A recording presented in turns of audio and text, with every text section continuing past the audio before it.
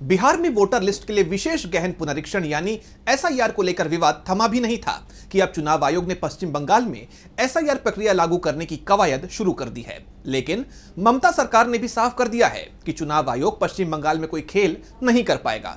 बंगाल अभी एसआईआर के लिए तैयार नहीं है। ममता सरकार की तरफ से चुनाव आयोग को एक चिट्ठी भेजी गई है। तो क्या कुछ लिखा है इस चिट्ठी में, जानेंगे इस रिपोर्ट में। चुनाव आयोग ने बिहार में विशेष गहन पुनरीक्षण यानी एसआईआर की प्रक्रिया पूरी होने के बाद पश्चिम बंगाल में भी इसे लागू करने की तैयारी शुरू कर दी है, लेकिन ममता सरकार ने इसे लेकर आपत्ति जाहिर की है। बंगाल की सीएम ममता बनर्जी एसआईआर के खिलाफ खुलकर सामने आ गई हैं। ममता सरकार की तरफ से राज्य के मुख्य निर्वाचन अधिकारी को पत्र भेजा गया, जिसमें बंगाल के मुख्य सचिव मनोज पंत ने कहा है कि बंगाल फिलहाल इस बदलाव के लिए तैयार नहीं है और इस तरह से मतदाता सूची का एसआईआर नहीं किया जा सकता।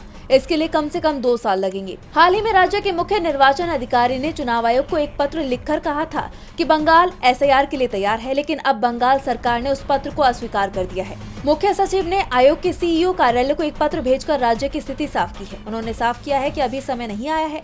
मुख्य सचिव पंत के जरिए भेजे गए पत्र में नाराजगी जताई गई। उस पत्र में ये सवाल उठाया गया कि सीईओ कार्यालय ने राज्य से परामर्श किए बिना आयोग को पत्र क्यों भेजा। एसआईआर को लेकर चुनाव आयोग और विपक्ष के बीच टकराव बढ़ता जा रहा है। बिहार में वोटर लिस्ट संशोधन को लेकर बवाल मचा हुआ है।